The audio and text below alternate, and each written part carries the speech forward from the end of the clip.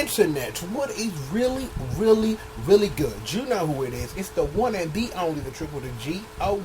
That is me, just in case you forgot. And of course, I'd like to welcome you guys back to another installment of Triple the God Speaks On. And today, children, we have 16 prologues to go through.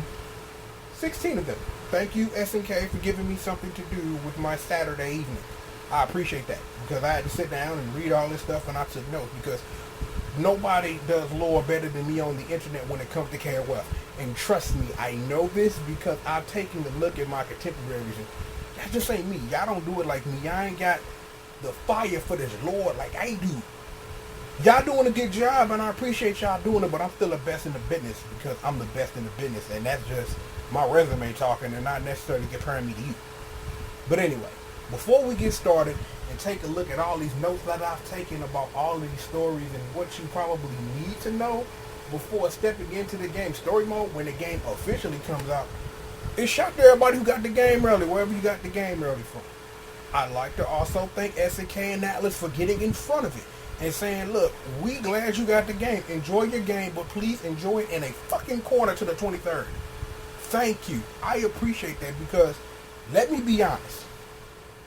My stance, even with a little bit of it being played up for jokes and laughs with the whole no attention horizontal this and that, is that my stance on being on what I like to call drip feed blackout is that my stance on this has been completely misunderstood. People have said cute things to me on my blog, cute things in the comments. I don't really give a fuck what you think, because I wouldn't be where I am if I gave a shit about your opinion, which means nothing. But I will say this, and I've said this more than once, and I will say it one more time. Because of the way that I decided to interact with this game before its release has paid off in dividends more than sitting up here knowing all the answers before they come out. Is that the leak stuff was like cheating on a test when you didn't have any reason to cheat on the son bitch. That's just how I felt about it, how I still feel about it. So yeah, I get it, internet. Y'all say cute shit, and that's really nice or whatever, but let me remind you of one thing before we get started. You say cute shit, I do ugly shit, and don't ever push me to do ugly shit ever. Please. It's not good for your health. Regardless of that, team stories. We have 16 of them. I have notes. You guys probably want to hear about that because that's why you're probably here. So I'm going to pull up these notes that I've written because they're right here. I pulled them up.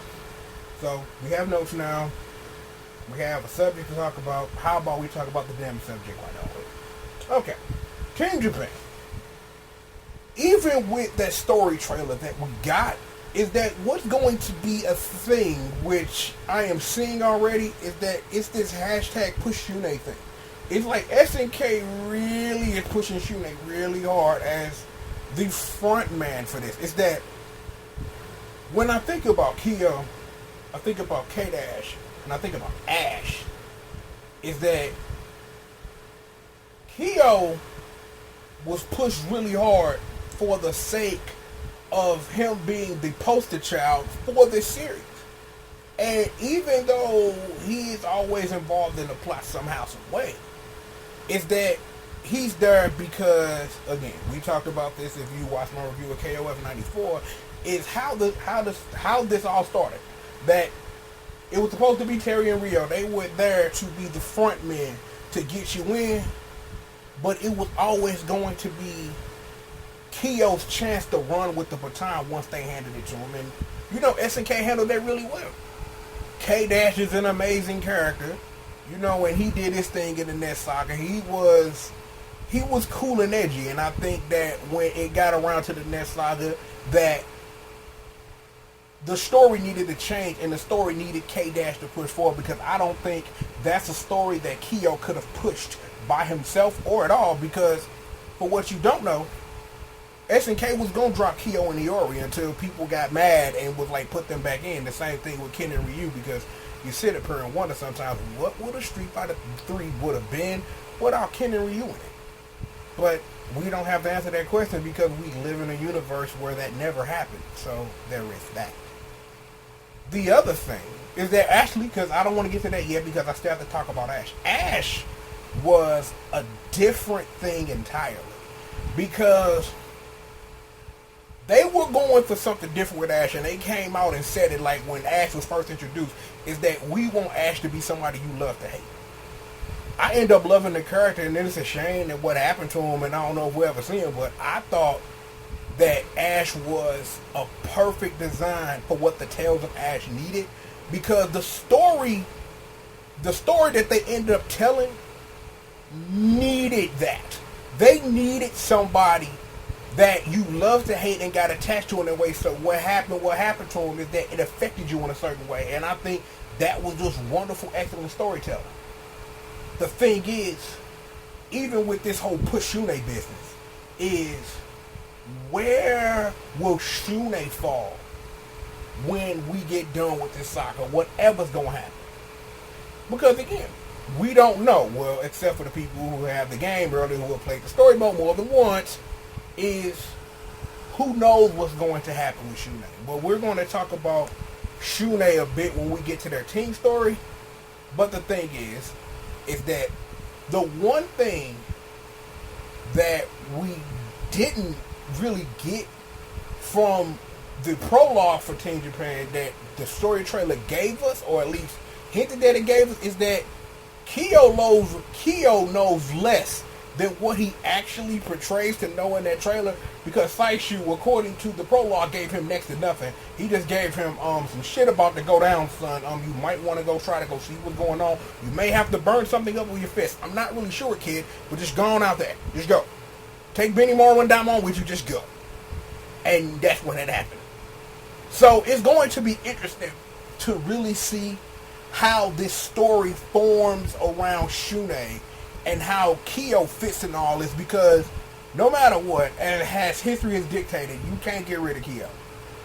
At the end of it all, because he is this game's poster child, he's going to be involved somehow in how this ends. So it's going to be interesting when we get 2 games from now, before we get to a nice little dream match, to see where Shune falls in that.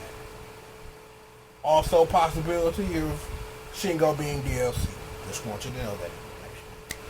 When you get to Ten Yagami, is that this is stuff we already knew. Vice and Mature, Honiori and his nightmares from hell because he killed them at some point. We talk about it at some point because we still haven't got to that game in our opus and our opus of KOF, but we're going to get to that sooner than you think. Is that again? All the Yagami Team prologue reminds us of is what Iori did at the end of KOF 13. Instead of walking away into the sunset and being New Freeman, he decided to take back the Yakasani flames and is now and will be damned to a short life because, I burned things with my purple flame that my homies got betrayed because they misunderstood something thousands of years ago, because that's how that works. SNK, I need a favor from you. When will Iori get a Miss X DLC outfit? I want to know that information. I'm probably going to go play Gal Fighters, because I played Gal Fighters a couple of weeks ago for shits and giggles, and that game is still fucking amazing for a Neo Geo game. That game is still the shit. And if you haven't played any of the Neo Geo fighters like Gal Fighters and the KOFR games and things like that, you should. I'm like, the last Blade game hot, Samurai Showdown 2, that's really fucking good. Amazing games. You should play those. When it comes to Team Fatal Fury and Team Art of Fighting, we're going to combine these two because of how the prologues work. Because the prologues, the way that they're being told is that when it comes to Team Fatal Fury, Team Art of Fighting, Team Southtown, and Team Women Fighters, is that all 4 of those stories happen in an order that start with Team Southtown, that leads into Team Fatal Fury, that leads into Team Art of Fighting, that leads into the Women Fighter team, which happens around the same time-ish. So here's what we understand, because I'm just going to combine all 4 of those together. I thought we were going to do 2. We're going to combine all 4 together.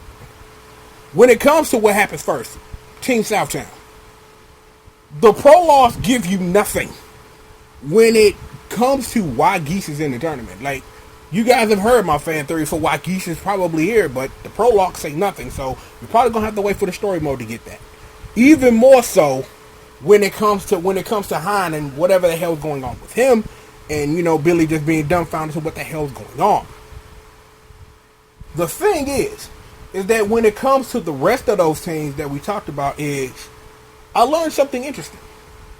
Is that usually when it comes to KOF Canon, is the dream match is usually between a year and a year and a half buffer between the last game and the start of the next saga. From the way that these prologues read, and I don't know whether they're supposed to read that way or how they were translated, is that it seems that it's been more than 2 years since the end of KOF 13. Is that there was a nice lull of peace, and then here comes the tone off like, I'm the king of fighters, and we talked about the whole 10 fights that happened before he even existed in Blase. But it's interesting to see that there is a lot more time that has passed between what happened at the end of 13 and where we are now in KOF 14. Something I appreciate in the prologue of Team Fatal Fury was they made a reference to King of Fighters 2003. The Fatal Fury team ending is like, if you haven't played it, I guess this is a mini spoiler for that, because even though it's non-canon, even though now it is canon to KOF, is during some point near the finals of the tournament, the stadium comes apart and Rock's in there, and that's going to be important in about 2 seconds. Is that Terry catches a cute girl, T-Zoc catches a kid, and Joe thinks he catches a chick, but then catches a cross-dresser, and because he caught that cross-dresser, some girl that Joe was trying to hit on wouldn't give him no ass. I don't know, how funny or fucked up that is, but I thought that was really amazing storytelling that they went back and referenced KOF 2003 for Joe getting no pussy. I can do nothing but laugh and respect that they went there. They went there with that. Speaking of Rock, and speaking of what we know, another thing that happens in the Team Art of Fighting thing is that when it comes to Team Art of Fighting, period, is that Yuri was supposed to be on a team with Kasumi and Blue Mary, but that fell apart because Yuri had to take Takuma's place because, they had a noodle shop, it closed down, but now he's cooking barbecue, and I'm just like, okay, I guess. So, Team Art of Fighting is in the mountains doing a thing. And there was this small reference that they actually mentioned Kushnu Butnut, which also brought forth the question of where KOF is in canon and stride when it comes to mainline canon, and the answer is I'm not sure. The only thing I know, which I've slowly come to understand by putting this puzzle together for the years that I have, is there is no Maximum Mayhem tournament in KOF. It never happened. So, Geese is still alive. So no Kano Grant. Fatal real bout still happens. Terry still raises Rock. Geese is still alive because of the use of the Gen Scrolls in this version of things. That's about as much sense of that as I can make it. There's a little more to this Rock thing, but we'll get into that a bit later, actually, when we get to a certain team. When it comes to Team Women's Fighters, because their prologue happens last. Because at this point, like we said, Mary, Kasumi, and Yuri were supposed to be a team, but that fell apart. My thought she was going to be the third for Team Fatal Fury, but they chose Joe instead of her, and Mott's pissed at Andy because, that's how lovers do. And at this point, Ma is asking King, we should join the tournament, and she asks where Hanako is, also where Vanessa is, and it also saying that at some point that Kasumi and Mary and Hanako were all choices to be the women's fighter team, but Mai rejected them all because they came to her earlier about it, and she said, nah, because I'm going to be on the team with my boyfriend, and that backfired. Which brings me to this point that I'm going to bring up right now. When it comes to Mary, Kasumi, Hanako, and Vanessa, not only will they probably be DLC characters, but those four are 4 of the 6 costumes in the DOA crossover set. We knew about 3 when it came to Yuri, Hanako, and Kasumi. So it was saying that Vanessa is going to be one and Mary's going to be one. So who's the 6th? Who knows? But I have a feeling that some of these characters are going to show up as team edit, not team edit, as single edit entry characters as DLC as this game rolls on, or in the sequel, depending how SNK wants to roll it. And also, I didn't mention Shingo because we were too busy talking about pushing Shuna or whatever, but he might be a single edit character DLC, and it wouldn't be the first time. Take a look at versions of, the King of Fighters 2002 for more information on that. The other thing that is to be known when it comes to the women fighters team is Alice. Because I'm not really sure how Alice fits into mainline SNK canon. I'm not really sure how that actually works, if it does at all. Because the Apache slot games, both of them, are adapted storylines of Wild Ambition, Real Bout, and the second game is just a mishmash of stuff, which isn't really unsure about where those games cover, but both Tsugumi and Koji are both in that game. I'm not Koji, Toji Sakata. See, I need a team with Tsugumi in it, and I really think KOF should do that, but that's another story. Is that I'm not really sure, even given the information we have, is how Alice fits in the mainline canon at all. But like I said, the little bit that I have given myself to peek at Alice, I really think that she is an amazing fan service character. I really do. And it's been a long while since I have seen a fan service character that really does the title justice, and really in between all of her nods to Fatal Fury and all of her pachinko stuff, and when she hit them that coins come out and things like that, is that it leads me into another thing that I'm going to quickly talk about. That I honestly think that at some point in development, Alice was on the same team with Love Heart and Mui Mui. That at some point before somebody decided to put her on the women fighters team, and that Nakaruru may have been a thought later in development, that probably the team that was probably going to represent that Apache slot game was going to be Alice, Mui Mui, and Love Heart, with Love Heart probably their team leader. Even given the stuff that happens in their story, but we'll talk about that a bit later. So it's going to be an interesting thing to watch Alice evolve and see where they go with that. And even with the hint that they working on Garo too, that maybe Alice might find her way in there, and they may find a way to, get her in the games and explain all that information. So let me see, where are we story-wise? Okay, we on King Kim now. We on Team Kim, and we gonna combine team villains into that, because one links into the other. This what had happened, dog. Kim, being the slave driver of justice that he is, decides to let Chang and Choi go off for a weekend to go play. Choi gets drunk at a bar, they get into a bar fight in Southtown somewhere, and they both get arrested. During this time when they are arrested, because justice lives matter, blah, blah, blah, is they meet up with Xanadu, who's allegedly the criminal mastermind or something, even though his move list would tell you otherwise, but he says a lot of weird, deep stuff in his prologue, so I don't know what that is or what that means. So when it comes to that weird dynamic, it's going to be interesting to see in the story how that all plays out. Is that the other thing that the prologue confirmed is that Lu Wong is not Gangyo's wife. It's just that it's his current bottom bitch. And I said the word bottom bitch in this, and don't sue me, nigga, please. But it's interesting to know that's where they're going. And like I say, I haven't got a chance to say, I've said it on my blog a little bit, but I'm going to say it live.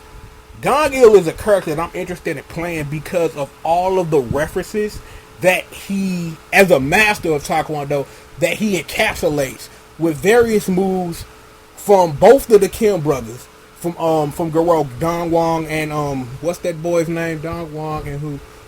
Jae-hoon. See, I had to think of that. It took me 2 seconds to, get that in my head. And you also got my boy Kim Soo-il, that the internet should play more of Kizuna Encounter because that game is fucking wonderful. Okay, you know what? I have the floor to say this. I kind of wish that they would have made like a remix to Kizuna Encounter that included that included Nicola, that included Nicola and what is that girl's name? I should be able to know that information off of the top of my fucking head. Carol Stanzak. She my main character, and it took me 2 seconds, even though I did it for dramatic effect because LOL. I always wanted to see a Kizuna Encounter game that included the both of them. So, I don't know. It should, like I said, I am interested in seeing all of those references of Gong-Il being played out, even though the trailer gave us a lot of that, and even in my breakdown of the trailer, I was able to recognize a lot of moves from various other Taekwondo people. So, it's very interesting. Still no Melee. Who knows where the hell John is, but, conversations for another day. It is what it is with that. Where are we story-wise? Team official invitation. Here is where things get interesting, and they don't get interesting for the reason you think they would, but it is interesting, however. Sylvie is a Nest project. I never would have thought of that. Never would have called it. Sylvie is a Nest project. The thing is, and it has been for a while because it's been mentioned ever since the fall of Nest at the end of 2001, is that K's mission is to burn down anything having to do with Nest for what they did to him and his family, and then an extended family when it comes to Maxima and even Miss Kula. But the thing is that this isn't the first time that the games have wrapped around on something when it comes story-wise. Because the Tales of Ash was another Orochi story without it actually being that. So it's interesting to see that the story is falling back on the remnants of Nest, and which leads into the little bit that I do understand about how the story is supposed to work when it comes to a tone-off and the alleged final boss, whose name I forget because I saw it on our Kappa somewhere, is that I'm not really sure where that all falls into place. I don't know.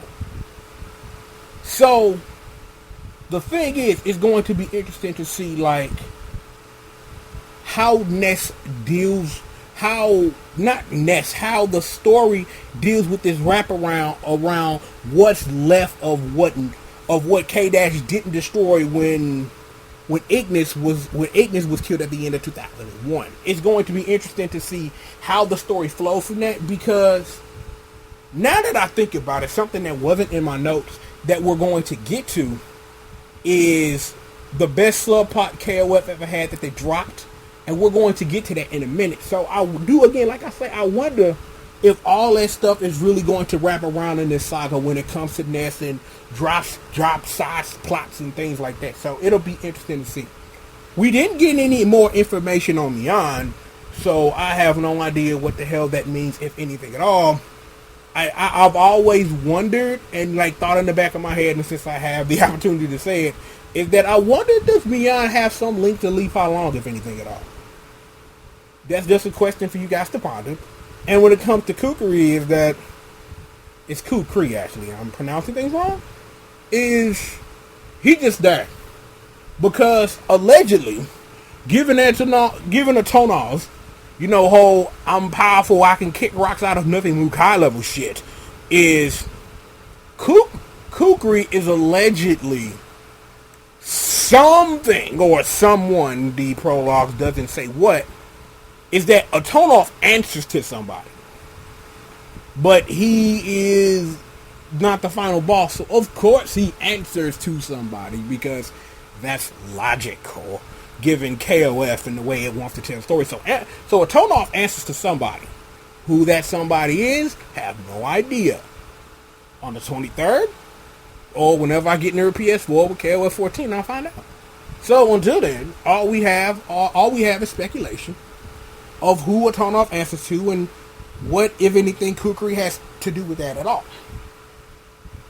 We got Team South America, and well, it was seen that given the prologue of what we already knew, it was seen that Nelson and Zarina were already familiar with each other before this side of unofficial, official side tournament took place for Nelson to find a third in Bandarius. So I have no idea. The prologue also gives you nothing when it comes to how Nelson lost that arm.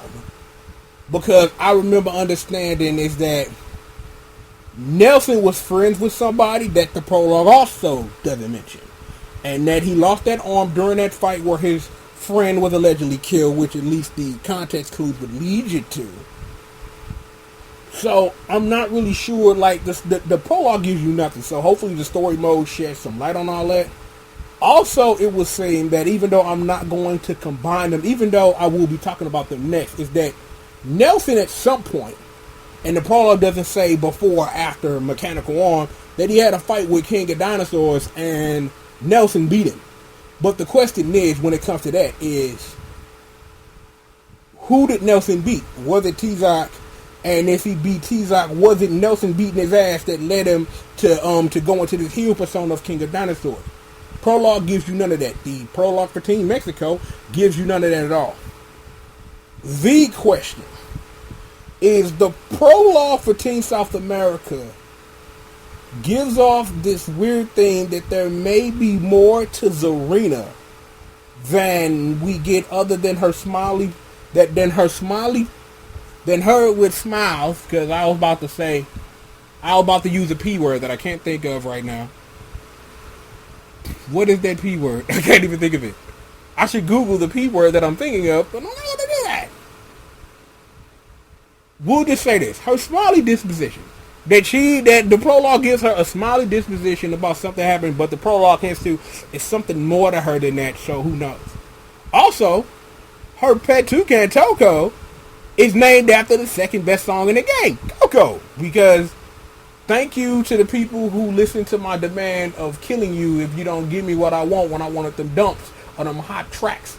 I haven't even went and looked to even see if the rest of the tracks have been dumped since the game came out. Unofficially, and I won't. That stuff came from the demo, so it was fair under drip free rules to go hunt down all of the stuff that came from the demo, but I can't hunt down stuff from the full game until it comes out. That is the rule that I've given myself, so there is that. So what Zarina's deal is, we don't know, but it kind of reminds me of Lisa from DOA.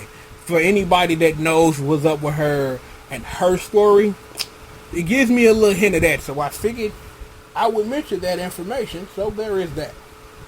Speaking of Team Mexico, let's talk about them real quick. It would also say that ever since the fall of Ness, Angel has been on the run. For whatever reason. There is no mention of K49 because SNK would like to continue to pretend that he doesn't exist, and I don't think we're never, ever, ever going to see Nameless ever again. I honestly, for real, think Nameless was a one and done. But if Nameless was going to be a one and done, then they should have, if Nameless was going to be a one and done, they should have just kept K49. But when I think about how a limited match when it came to the teams is that would have left Foxy out in the cold without a team. Because she was the odd character out. Because if you think about the composition of Team Ness, when it comes to it and how it all broke down at the end, was the unlimited matches Team Ness team was Miss Cooler, Angel, and Foxy. where K49 would have fit in that, because K49 was originally on that team, and Diana and Foxy was the one that was left out. I said Diana. I don't know why I said that. But it was K49, Angel, and Cooler, and they were Team Ness. But then they dropped K49 for all of the amazing Akira references, replaced them with Nameless, who will never be mentioned again. So I just came around on the same point I just made twice. I don't know. So it's interesting to see that they don't mention him at all. That play KOF 11 in the alley stage. See what I mean? Is I have no idea what this means. Is that like we talked about earlier, and we hinted towards a little bit when we talked about Sylvie, is the remnants of whatever's left of Ness is hunting down anything to silence it. So Angel, being the amazing, I can't say that on television. Well, I could, but I won't. However, is that Angel's been on a run since the end of 2001. So she's been on a run for what? Technically 4 games, because no one's come to a consensus to what the hell 12 actually is. Is that a 12 a prologue to 13? Is it a dream match? Was there even a dream match in the Tales of Ash? No one knows. But she's been on the run for technically 3 games, because we'll go 2003, 11, to 13, call it a day.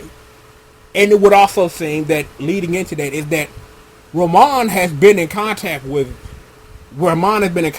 Angel for quite a while. I don't have any idea how that would work at all. Maybe that has something to do with his link with Vanessa and Seth.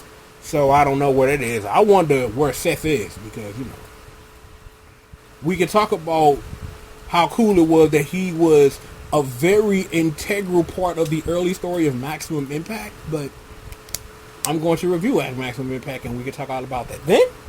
So it is, like I said, it's interesting to, really see, like, again, this next thing with the story coming back around to trying to end all of this and where this is going story-wise. It's going to be an interesting thing to see. And King of Dinosaurs, he's T-Zoc. We knew that from the first trailer.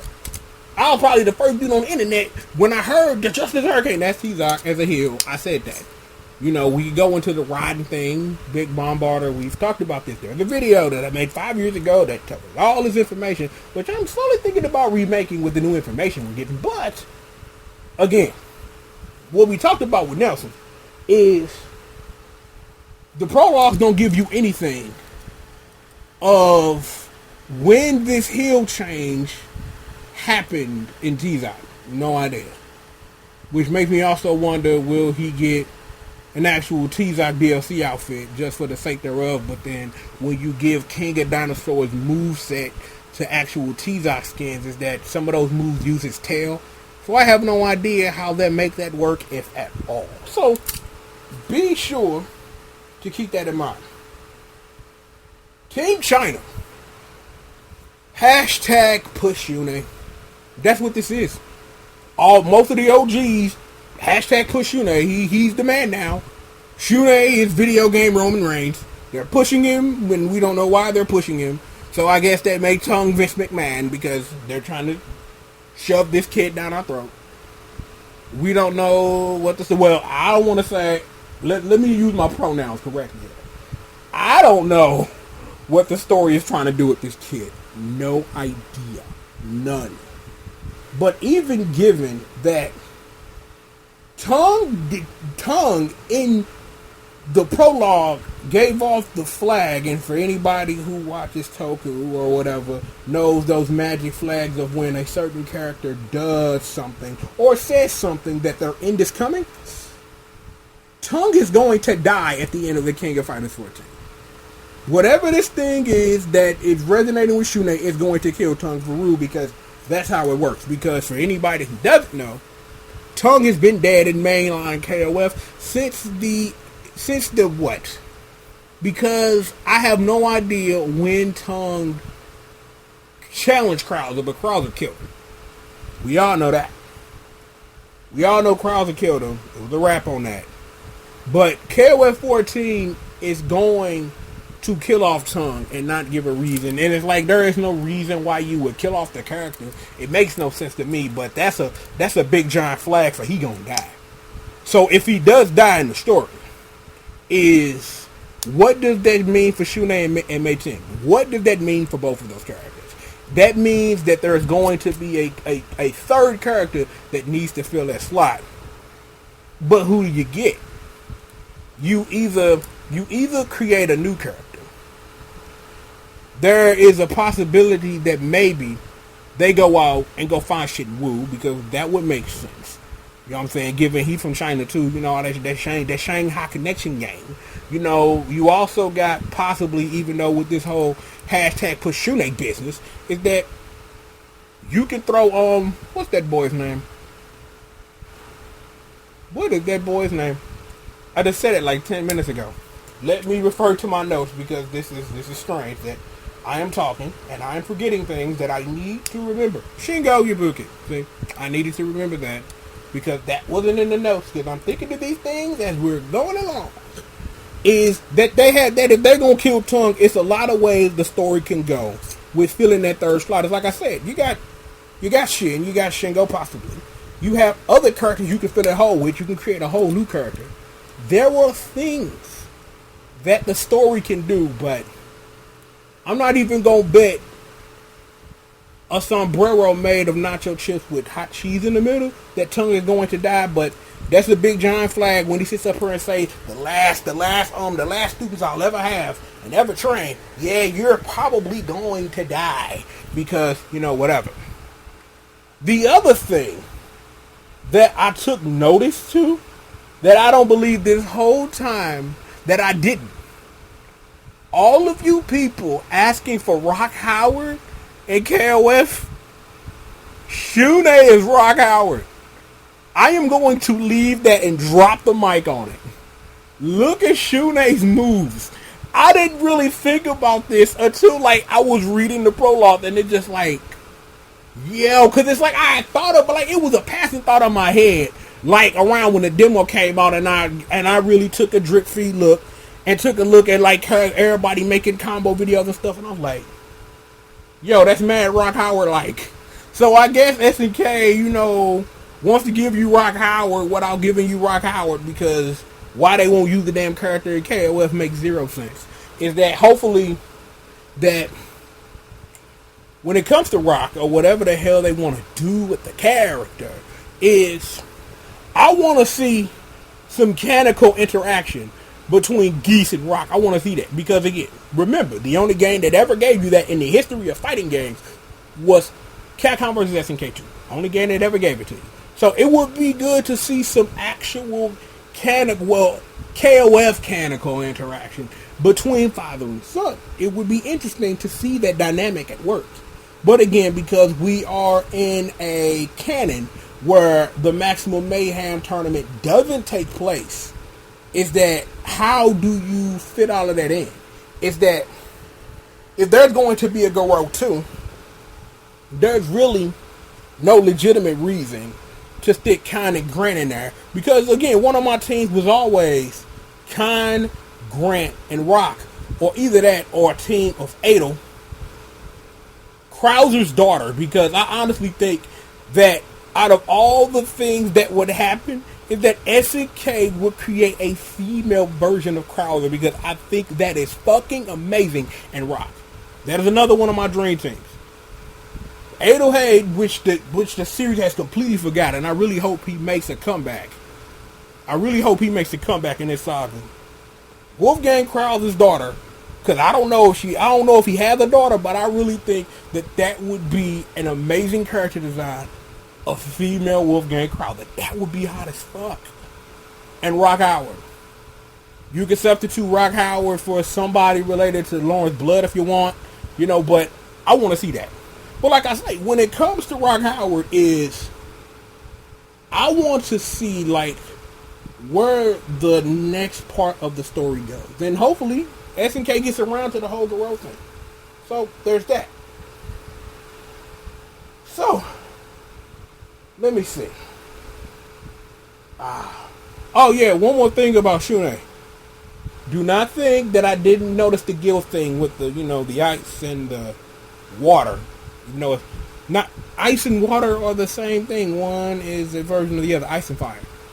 See, I can't even keep my own words together. Damn it, too. Okay. Yeah, something, guild, Illuminati, blah, blah, NSNK, something, whatever. Okay. Team Psycho Soldier.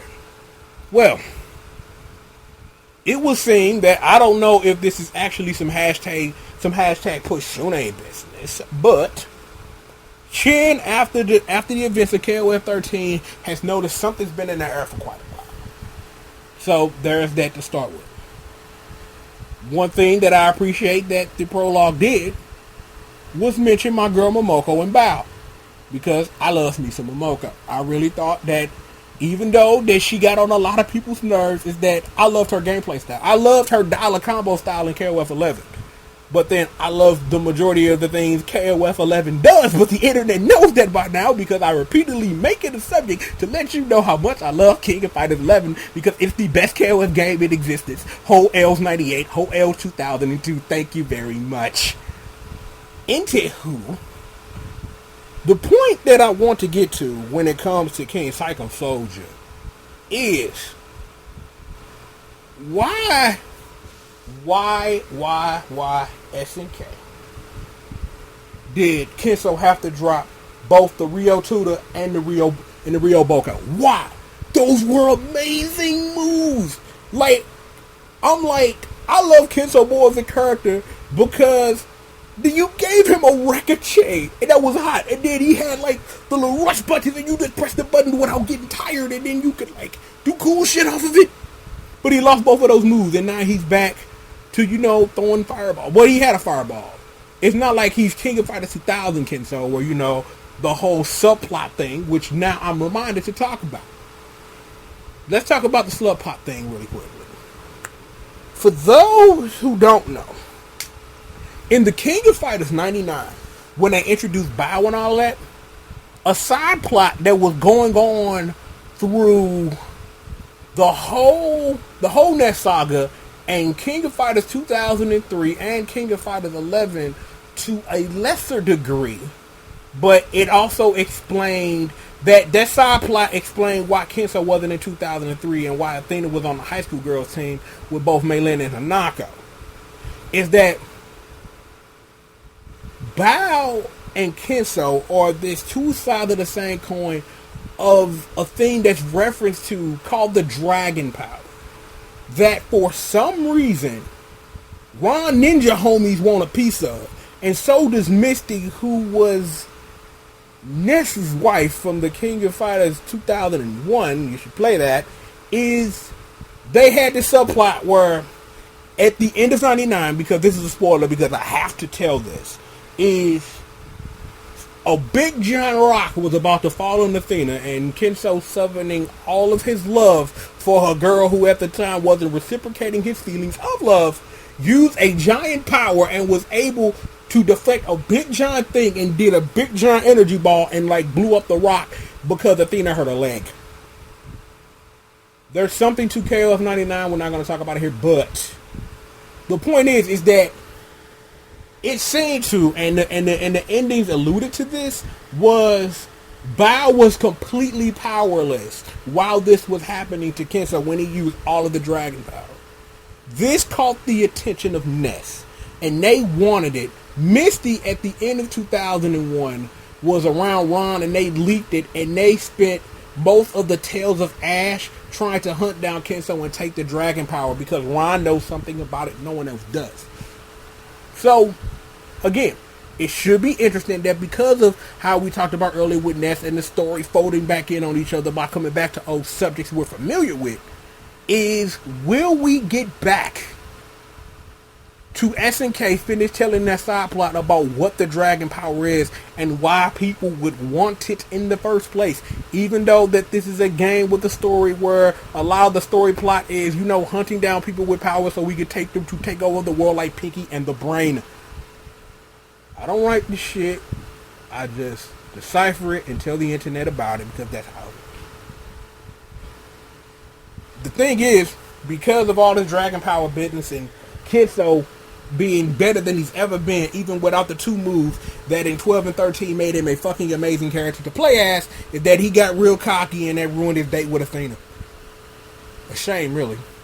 Shame. He cock blocked himself by getting cocky with Master Chin, and now he has to fight him until KOF, which is strange. But hey, whatever. One more thing before we move on. I want to see a Momoko, Bao, and Kaoru team. SNK, make that happen. Make that happen for your boy. I did y'all a favor. I've been doing y'all favors for years. I've been doing y'all dirty work for years. The least you can do is get me a Momoko, Bao, and Kaoru team. Even though the prologue didn't mention anything about Kaoru. Mentioned zero. Even though she was featured. She was featured in the ending of 11 along Beijing. Like, I just thought about that. If Flip Bucket can do a man turn into a panda, like, yo, SNK, why can't Beijing be a fighter, dog, in KOF? Y'all should make that happen. Shout out to Flip Bucket, because allegedly that game is like getting mad updated or some shit. Like the fan page on Facebook, they going nuts. They want they bootleg Chinese KOF so bad. They want it. So shout out to y'all, do your thing. So maybe they should do that. Let's see. What team is next actually? Team Akari Warriors. We actually are going to smush the Akari Warriors team. The Akari Warriors prologue with the Team K-Dash prologue because they flow into each other because of the way that the prologue works. Is that even though Team K-Dash's prologue takes place after what happens in Team Akari Warriors prologue, is that there is some prehistory to that. It was seen that after the end of 13, is that K and the gang, they've been working alongside Team Akari Warriors with Hadarns in exchange for not being the most wanted things on the planet. So Hadarn was able to get a whole bunch of heat off them in exchange for, we'll give you information to go hunt down the next goons. Y'all go take care of this business because, we got other stuff to do. We got to win tournaments that no one ever hears about because, that's just what we do. We got to go punch some things. We got to go make appearances in Metal Slug. We got stuff to do. So go handle this other business. The thing is that Hadarn being Hadarn, it's like, I need y'all to go, holler at this KOF business because we can't find nothing on the Tonov and his crew, but because it's KOF and shit goes down like every single time somebody wants to start a tournament, I need y'all to go look into that, so go holler at your boy. So, that happens. There wasn't any mention of Leona and the Orochi power, even though we've seen that she has got a nice and healthy control of it. Is that I do wonder that at some time in this saga will she get a move like she had in 2002 where she's able to go into an Orochi berserk, because what would have been cool was that when you activate Max Mode her hair turns red. That'd have been hot. And I really think that KOF should do that. That when she goes into Max Mode her hair should turn red. That would be sick. And I just thought of that off the top of my dome. Anywho, when it comes to King K-Dash, is that, again, as we've already established, is that Whip for a while, and it was always hinted, because of how the teams work, is that Whip isn't necessarily working both sides of the coin as much as she's helping her brother by giving him information that she learns from being around the Akari Warriors. So it's always been this thing, and it's always seemed to be that thing, and always it seemed to be a thing that Hadarn and Ralph just look past because fuck it, whatever. At this point, Team K-Dash, they have been, ever since the beginning of 2003, have been hunting down the remnants of whatever's left of Ness. And it also brings an interesting question that the prologue brings up but doesn't answer. Is that, how does Maxima keep upgrading himself if it was like, now that I think about it, that's not really much of a question, because if there are things remaining of Ness, there are probably ways for Maxima to upgrade his tech. And Cool is just as cute as ever, so snuggly. So, and K-Dash wants to burn things, so there's that.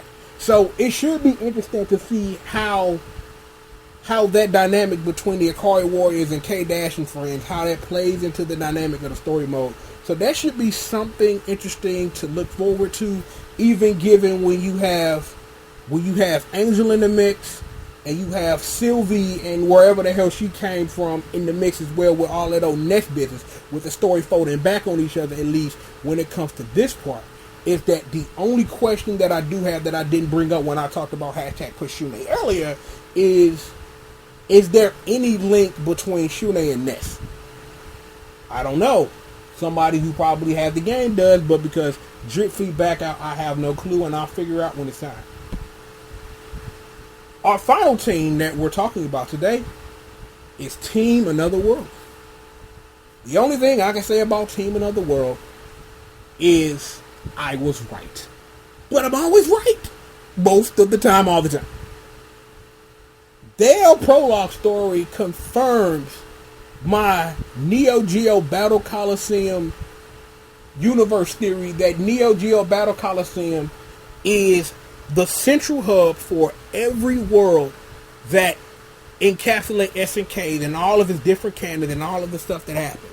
It confirms what we've already known, that Samurai Showdown is non-canon to mainline SNK. It also confirms that Dragon Gale and everything that happens in Skylove are also little pockets of SNK where those things happen, and just because in the Neo Geo Battle Coliseum universe, Athena is referred to and is a goddess, so she's able to go to worlds at will, and we've talked about this already.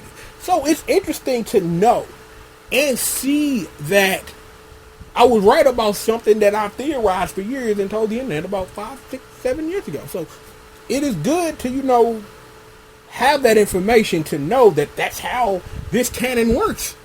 So it's going to be interesting to see how they play into the story, and how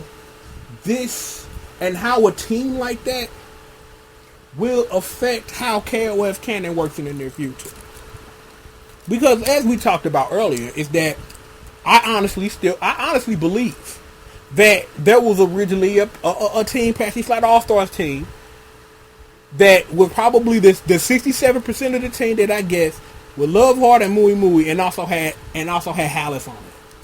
So they probably was like, yo, we could take Alice, make her a Fatal Fury nod and a weird combination thing, put her on the women's fighters team, and then give us Nakaruru, I guess.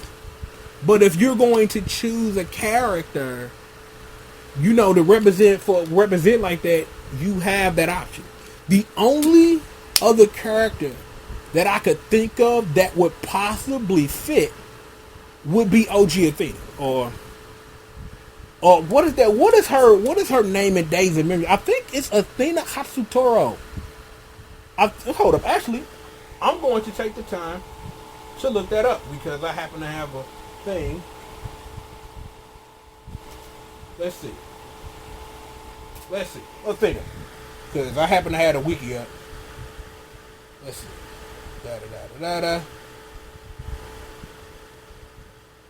No, it's not Hatsutoro. It's Hatsushiro. Athena Hatsushiro. That was the name that she was given in Days of Memory through. So she was probably that version of Athena was probably the only other character you could use in a situation like that, because she is actually from heaven. You should play Athena sometimes. I really wish they would make a port of that Athena over throttle game that was on mobile phones in Japan years ago. And you should also play SVC Chaos, which we'll be doing on the channel really soon.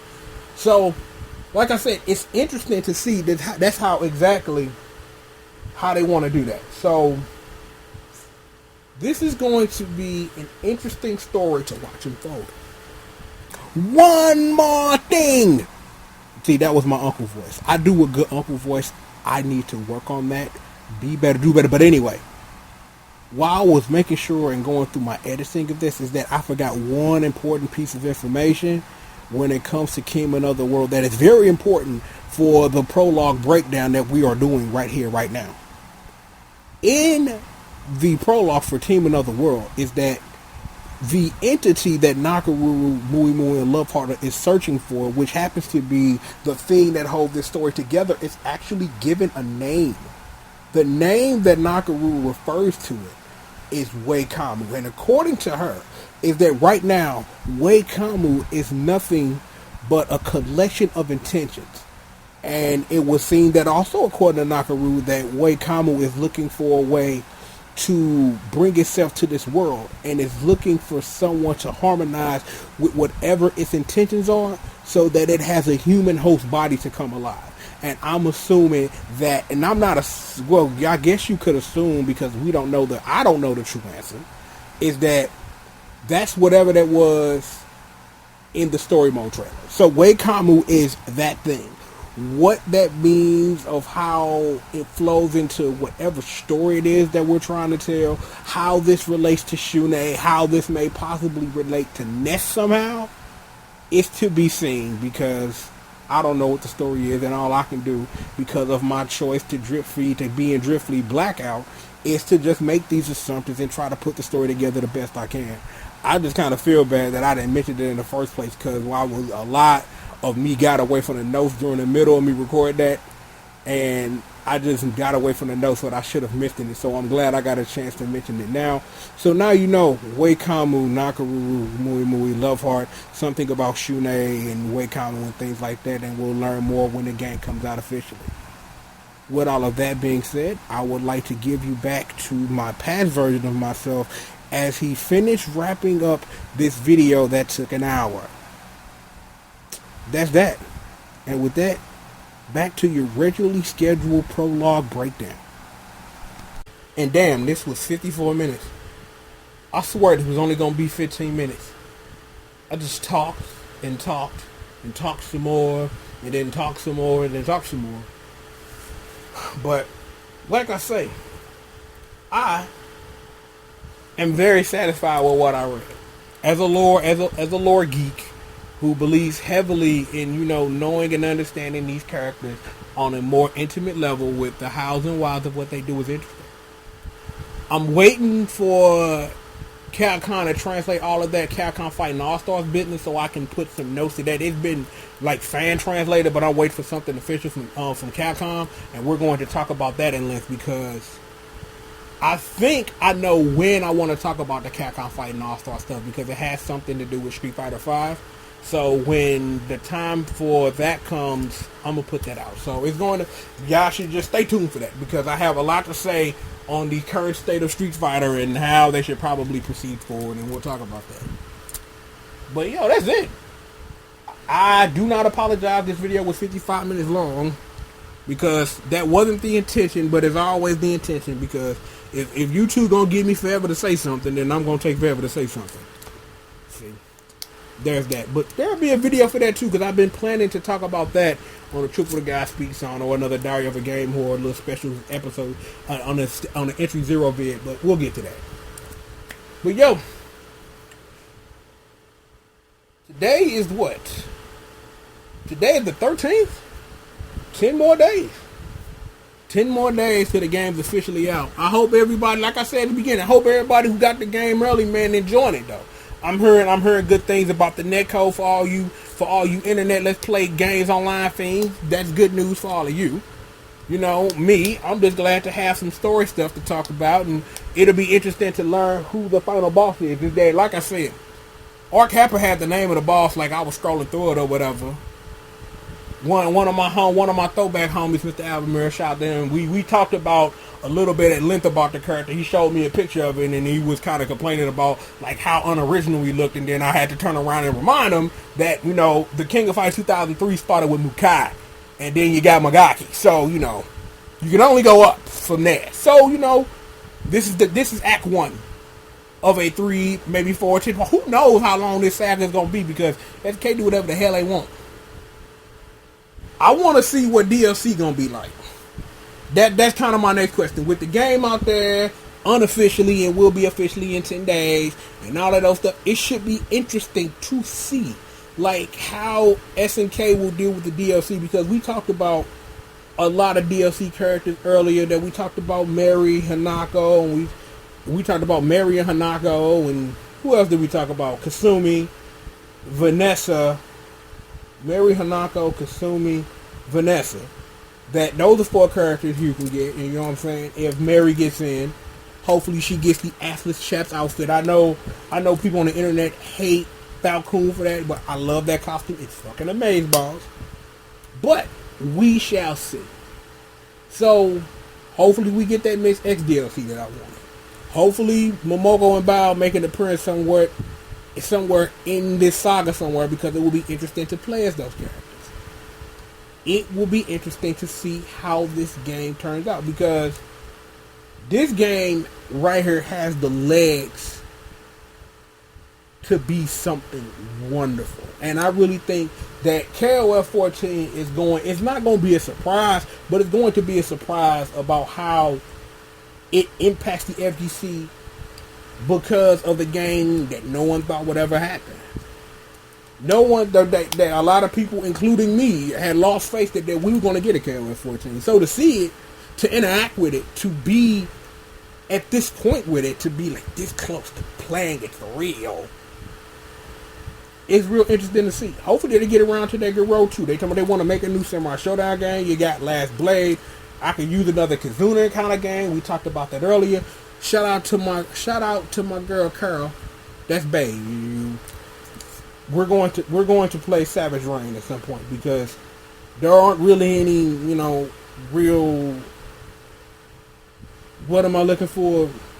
Real actual tutorials about how to understand that game, because that game, as much as it is a fighting game, you have to think about Savage Rain a bit differently because of the way it handles weapon combat, and that's something that I really want to get into, because Savage Rain is like a secret greatest fighting game of all time by accident purpose.